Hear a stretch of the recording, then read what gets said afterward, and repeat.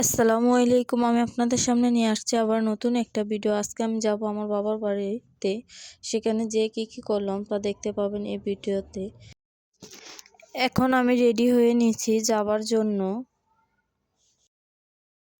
আমি যখন আসছিলাম তখন অফ ক্যামেরা রেখেছি, এসে দেখে আমার ভাবি ব্লেন্ডারে চাল গুঁড়ো করতে আছে।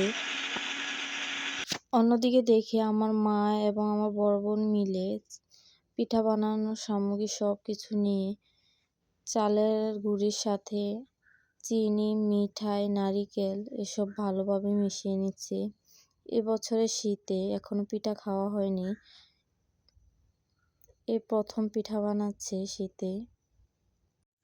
সব কিছু মিশিয়ে নেওয়া হয়ে গেছে। এখন আমি, আমার ভাবি, আমার বড় বোন মিলে পিঠা বানিয়ে নিচ্ছি।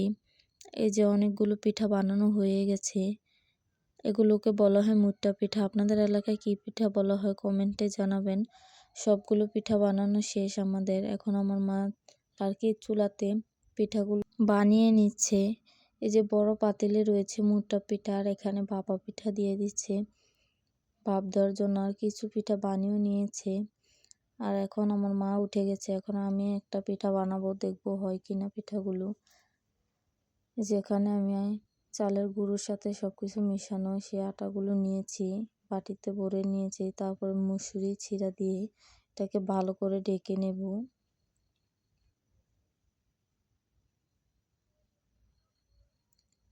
এই যে দেখুন কিভাবে ঢাকতাছি।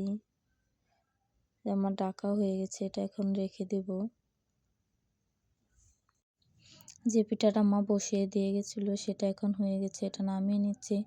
2-3 মিনিট হলেই হয়, পিঠাগুলো সুন্দরভাবে হয়ে যায়। এখন আমার বানানো পিঠাটা দিয়ে দিচ্ছি। এখন এই পিঠাটা খুলে নেব, দেখব কেমন হয়েছে।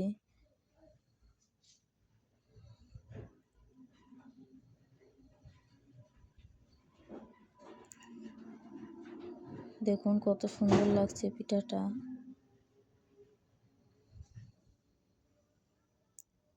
কত ধোঁয়া বের হচ্ছে পিঠাটার থেকে। যে বড় পাতিলটা পুরো ভরা মুট্টা পিঠায়। আর এই যে এখানে আমি যে পিঠাটা দিয়ে দিচ্ছিলাম ভাপ দেওয়ার জন্য, সেটা এখন হয়ে গেছে। এখন নামিয়ে নিচ্ছি। এখন আপনাদেরকে দেখাবো আমার হাতে বানানো পিঠাটা কেমন হয়েছে। এই বাটিতে আরেকটা পিঠার গুঁড়ি ভরে নিয়েছিলাম, সেটা এখন দিয়ে দিলাম চুলাতে।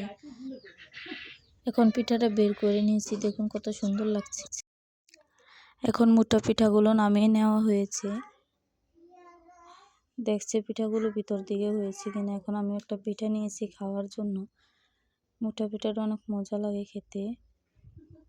দেখতে দেখতে চলে আসলাম ভিডিওর শেষ পর্যায়ে। সবাই ভালো থাকবেন, সুস্থ থাকবেন। আল্লাহ হাফেজ।